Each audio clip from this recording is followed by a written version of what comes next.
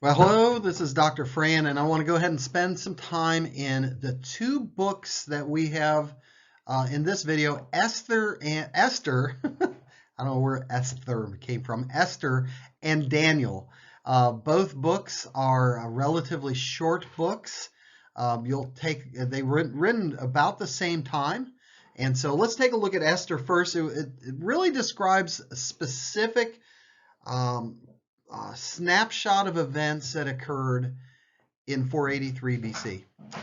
Interesting about Esther is that the book never mentions God, never mentions Abraham or Davidic kinship, never talks about the covenant of Noah, Adam, Abraham, David, the covenant with Moses. It never mentions prayer. It, Esther's never quoted in the New Testament. There's a lot that doesn't relate to other books in the Bible. In fact, it's the only Old Testament book that wasn't found in the Dead Sea Scrolls. That's the only one.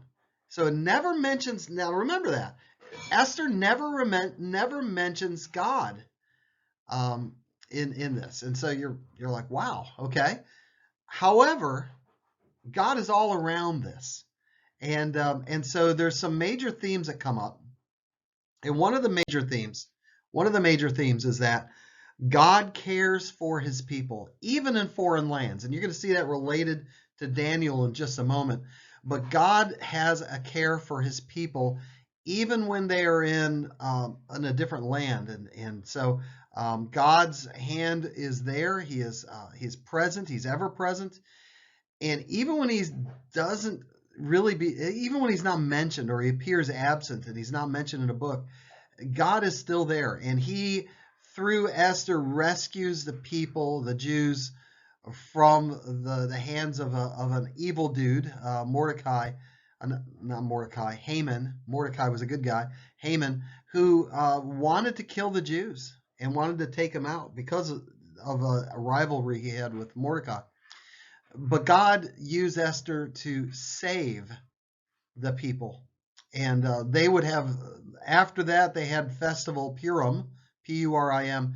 They would have a festival after that, the Jews would, in honor of how they were rescued um, at the hands of their attacker while they were still in captivity. So that became a festival for future generations, even up to the day of Jesus. So Esther is a very interesting book in that even though it doesn't mention God, God is implied, God is shown, God is seen without being stated explicitly. Implicitly, his hand is ever present. God cares for his people even in foreign lands. Next, when we go to Daniel, Daniel, again, it's a shorter book. It's 12 chapters. It's a shorter book, though. It's written in Hebrew and Aramaic. Now, what is Aramaic? It's a dialect of Hebrew. It's a common language, and so the first two chapters, just a first chapter and a little bit of two, is in Hebrew, and then chapters 8 through 12 are in Hebrew.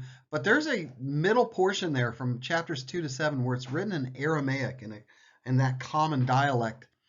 And there's genres that abound in Daniel. There's a historical narrative, kind of a discussion of what happened and what occurred. And Shadrach, Meshach, and Abednego get in there, and we'll see that in a minute. There's a biblical narrative of what takes place and how people are to behave, and how God cares for his people, again, just like in Esther, even when they're in a foreign land. And then the last 5 chapters, 7 through 12, 6 chapters, there's an apocalyptic element to it. And there's a foretelling of the future of what's going to take place. And so the book is a very interesting book in the way it's set up. Now, the author, the perspective of the author is a little different. For example, in chapter 4, it shifts from telling the story about Daniel and Shadrach, Meshach, and Abednego to Nebuchadnezzar, where Nebuchadnezzar becomes the narrator. But then in chapter 7, Daniel now becomes the narrator. So the authorial perspective shifts a little bit in Daniel. Just a little extra thought there. Um, let me give you a couple of significant events in Daniel I think are really helpful. First is the significant event, and these all demonstrate something. Is there's a huge furnace that King Nebuchadnezzar would sentence people to, or willing to sentence people to, and Shadrach, Meshach, and Abednego were being sent to this flaming furnace because they refused to worship a statue of the king, and they said, we're not going to do this. And it was a penalty of death by fire. And even what they said to the king was bold. They said, if this is so, our God who we serve can deliver us from the burning fiery furnace and will deliver us out of your hand, O king. But if not, let it be known to you, O king, that we will not serve your gods or worship the golden image that you have set up. They are defiant. So here's a problem. Breaking it down, you're going to see the same format in our other slides. The Jews are commanded to worship an idol. The solution, God, Yahweh, saves the three from the furnace. The outcome, Nebuchadnezzar sees it and sees four who looked like an angel, he said, and he glorifies God. What's the verdict? God is in control, even in a foreign context.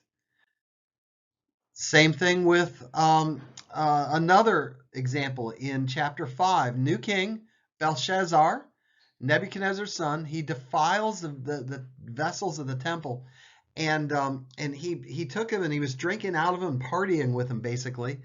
And these hands come and write and say, this is what's going to happen in your future. He didn't know what the hands meant. They were just floating hands writing some words. And Daniel interprets it and says, you've lifted yourself against the God, the Lord of heaven, and you've praised the gods of silver, of gold, of bronze, of iron, of wood, stone, which do not see or hear or know, but the God in whose hand is your breath and whose are all your ways, you have not honored.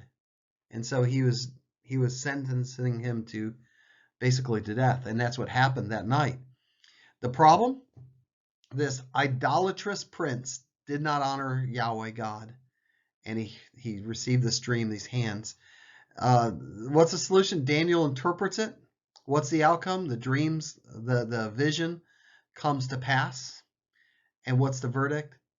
God is in control, even in a foreign context. Lion's den. Daniel sentenced to lion's den. He didn't want to stop worshiping God, Yahweh, and he's being punished for it. And so the king, now a new king, Darius, sentenced him to a lion's den. He had to do it because it was in the law. And Daniel spent one night with hungry lions. And so the problem is Daniel's not worshiping Darius, and so he's thrown to the lions. He's not worshiping God. I mean, he's worshiping God is what the problem was. Not that he wasn't worshiping Darius. He was worshiping God, and they didn't want him to do that, and they threw him to the lions. What was the solution? God stopped the lions' mouths. And what's the outcome? Darius glorified Yahweh. And what's the verdict? Again, God is in control, even in a foreign context. So what's the point? Each of those narratives magnifies God's glory even while they're in exile. And in four of the six, there's 6 examples I could have given. All of those, there's a declaration of Yahweh's majesty by even a foreign king. Nebuchadnezzar did it after fiery furnace. Belshazzar acknowledged God. Darius acknowledged God when Daniel came out alive from the lion's den. And so God's in control even in a foreign context. You get what the point is, right? So looking at the next slide, the last part of Daniel is about apocalyptic. It's apocalypse. So what is that? It's a genre of writing.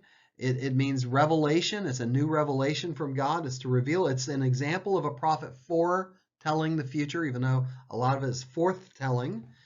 It's a type of narrative that's dramatic, that's passionate, that's got huge fiery words. It's prophetic in its thoughts. It's wisdom that's hidden wisdom in the symbolism. It's very often symbolic, but because of its symbolism, It's often abused, it's often manipulated. And so even today, you'll see people with huge charts of this is when Jesus is coming again. Jesus said that that I do not know, only the Father knows when I am returning. So if somebody says Jesus is coming in, 2023, he might, but listen, it's not because somebody predicted it, right? There's no code, there's no Bible code saying this is when he's coming. We just do it when God does it. And here's a reason for that. Apocalyptic literature like Revelation and the last part of Daniel in chapter 24 Matthew, it's really an encouragement to the faithful even when things are tough, in times of distress. The language is revealing to the believers, but it also conceals it to unbelievers so that the oppressors will not pick up on it and won't suppress them even more. And that when the church or the people of God hear the words and read the words, they can be encouraged by the words, and others may not understand it, and so they therefore couldn't suppress the people even more because of it. And so there's a heavy use of imagery in most of the apocalyptic literature, and so you got to be very careful about reading it too literally, and also by trying to tie it into every world event that comes by. Back when I was a really young man, Mikhail Gorbachev, who was the leader of the Soviet Union at the time, there were people that said that he was the Antichrist because he had like a birthmark on his head. I mean, of course he turned out not to be, right?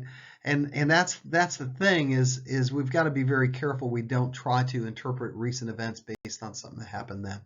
All right. So that is Esther and Daniel. We are going to move on to our last video, and hope this is again very helpful for you. Thanks. Bye bye.